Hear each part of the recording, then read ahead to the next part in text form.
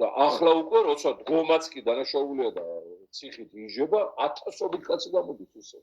ეს ნიშნავს იმას, რომ არავით არის პერსპექტივა დიქტატურული სისტემას საქართველოში არ აქვს, ხალხს ვერ შეაშინებს, უკან ვერ დაახევინებს, ბრძოლაზე ხელს ვერ აღებიებს, აღარ გამოტენილია ციხები და საბატონოები ახალგაზრდებით პროტესტანტებით, მაგრამ რა წერილებს იწერებიან, რა სიმღერებს მღერიან, ნეკავი დაიჭირეს ნათელაშვილი და ფოტოში წაუყენეს მაინც და მაინც. თითქოს საქაღარიყო რა არის ახლა გოგონაა და თან ლიტერატორი, აი ესეთი ანგელოზი ბავშვი, მაგის ხარ გამიგე ისე გაიზარდა. და ისე გადარია ახალგაზრდები, ისე გადარია ხალხი, რომ აგერ გავარდნილებენ ქუჩაში და დაპატიმრებაც კი ვერ აიძულებს რაღაცა საკუთარ პრინციპზე, ოდნავ მაინც უკან დაიხია.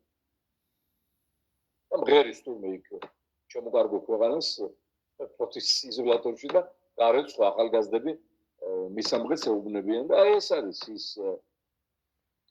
ის გენი და ცეცხლი ბრძოლისა, რომელიც ჩვენ დაგვამატლა უფალმა და რის გამოც ამდენი ქართველი გადავიტანეთ, ყველა იმპერია მოვინელეთ, ყველა დამპყრობელი ვისწრებლეთ, ჩვენ დავრჩით, ბევრი გადაშენდა, გაქრა, წარვიდაცა ისტორია. ეხლაც ასე იქნება, რა თქმა უნდა, ძალიან მალე მოხდება კვანძის გახსნა და ყველაფერი იქნება ისე საუკეთესო ხალხი ამას იმსახურებს.